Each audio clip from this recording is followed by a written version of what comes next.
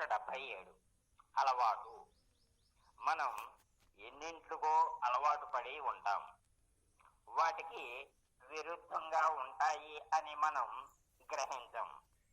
పసివాళ్ళు పెద్దవాళ్ళు అయ్యే కొద్దీ ఎన్నో తెలుసుకుంటూ ఉంటారు. కొత్త కొత్త విషయాల్ని తెలుసుకుంటూ ఉంటూ ఆశ్చర్యపోతూ ఉంటారు. తర్వాత వాటికి అలవాటు పడిపోతారు. ప్రతి కొత్త వ్యక్తికి ఒక అద్భుతమే. ప్రతి మనిషి మనస్తత్వము మనకు ఆశ్చర్యాన్నే కలిగిస్తుంది. అది అర్థం కానంత వరకు మనకు అద్భుతంగానే ఉంటుంది.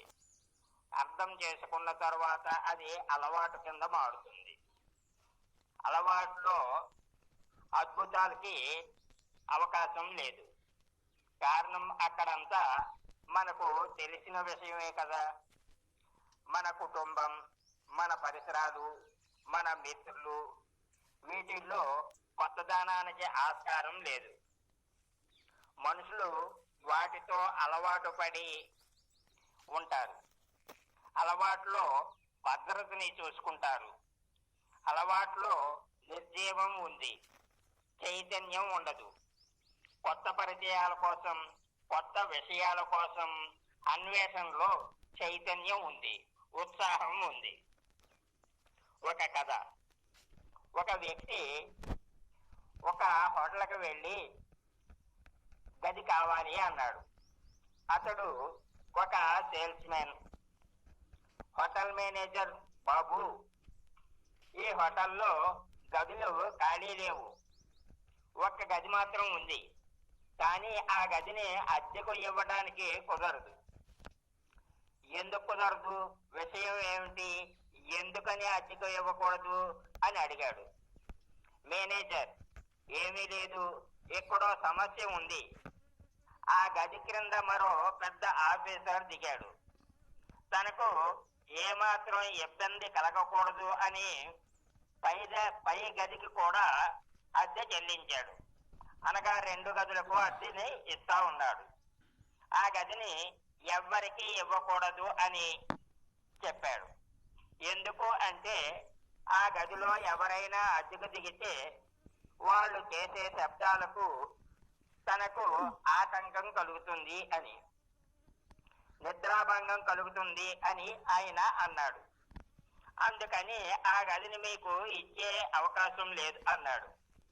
సేల్స్ మ్యాన్, సార్, మీరు వేరే భావించకండి.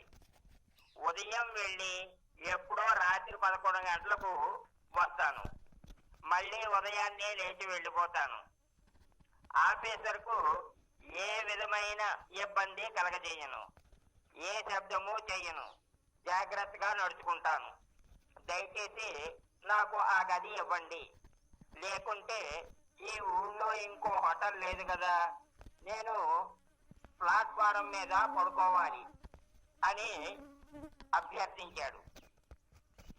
మేనేజర్ జారిపడి, నీ పరిస్థితి చూసి నీకు ఆ గది ఇస్తున్నా. ఆఫీసర్కు మాత్రం ఏ ఆటంకం కలిగించకూడదు. ఆయనక మెలకువ వచ్చే నా నెత్తిన పడుతుంది, నన్ను చంపేస్తాడు అని తాళాలు ఇచ్చాడు. అమ్మయ్య, బ్రతికేం దేవుడా అనుకుని సేల్స్ మ్యాన్ పని మీద బయటకు వెళ్ళిపోయాడు. తన సరుకుల్ని అమ్ముకునే పనిలో ఇల్లు తిరుగుతూ అలిసిపోయి రాత్రి 11:30 ప్రాంతంలో ఉసూరుమంటూ తన గదికి వచ్చి మేనేజర్ చెప్పిన విషయాల్ని మర్చిపోయి తను వేసుకున్న బూటును తీసి విసురుగా గదిలోకి విసిరాడు.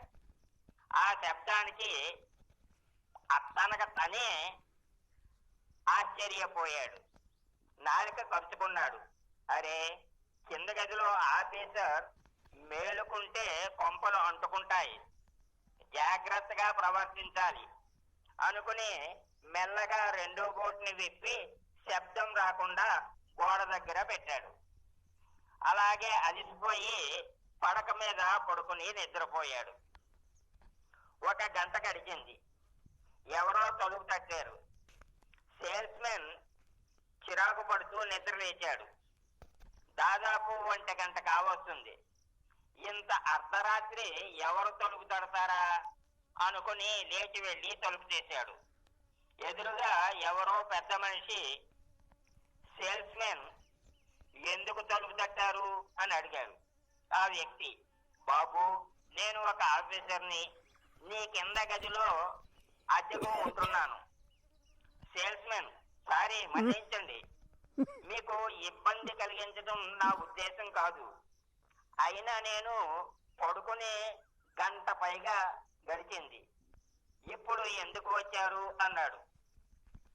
ఆఫీసర్, నువ్వు పడుకునే 1 గంట సేపు అయింది. నేను నిద్ర లేచి కూడా 1 గంట సేపు అయింది. 1 గంట నుంచి ఎదురు చూస్తా ఉన్నాను, మెలకుగానే ఉన్నాను. మొదట నీవు నీ బూటు తీసి విసిరేశావు. అది పెద్ద శబ్దం చేసింది.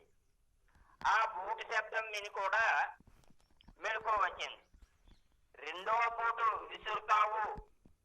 దాని శబ్దం కోసం ఎదురు చూస్తూ మెలకుగా కూర్చున్నాను. దాన్ని ఇంకా నాకు శబ్దం రాలేదా అని తెలుసుకోవడానికి వచ్చాను అన్నాడు. దీనికి సేల్స్ మెన్ ఆశ్చర్యపోయాడు. భవతు సర్వమంగళం, భవతు సర్వమంగళం, భవతు సర్వమంగళం.